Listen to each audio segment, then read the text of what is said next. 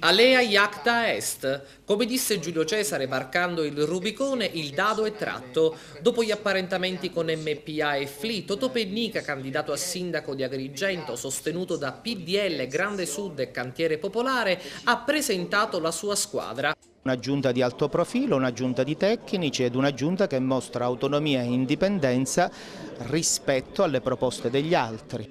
I 6 nuovi assessori designati dopo l'azzeramento che ha messo fuori Daniela Catalano, Carmelo Terrasi e Paolo Minacori sono volti del mondo della cultura e dell'imprenditoria locale e non.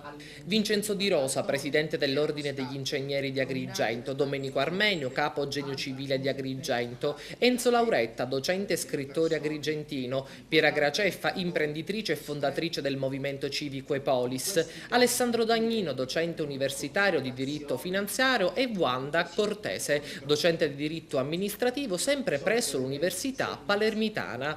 Ognuno di loro ha espresso il proprio pensiero, la linea politica da intraprendere, un momento cruciale che, come sappiamo, avrà il suo epilogo lunedì 21 maggio quando sapremo il nome del nuovo sindaco. Ma gli obiettivi certamente saranno gli obiettivi che sono alla portata della nostra giunta, perché noi siamo delle persone molto pratiche. Agrigento sta vivendo un momento che dura da troppo tempo di stasi e noi cercheremo di movimentare quello che è il mercato del lavoro, mettendo in campo tutte le nostre energie. Lo spirito è quello di servizio per cercare di migliorare la qualità della nostra città, che diciamo, è lo scopo principale di questa mia accettazione della delega di assessore. Come detto, esponenti del mondo della cultura come il professore agrigentino Enzo Lauretta e ben 2 docenti universitari. Bisogna interagire con la politica, non bisogna lasciare soltanto alla politica l'amministrazione della città,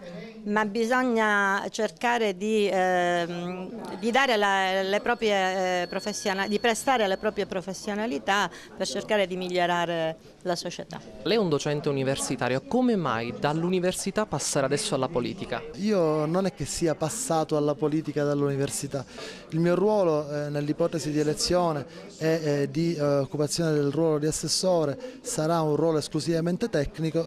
Tra i 6 Piera Graceffa, fondatrice del movimento civico Epolis, da sempre a sostegno del candidato Pennica. Abbiamo una giunta tecnica, abbiamo una giunta elevata, di qualità e di spessore umano e professionale altissimo.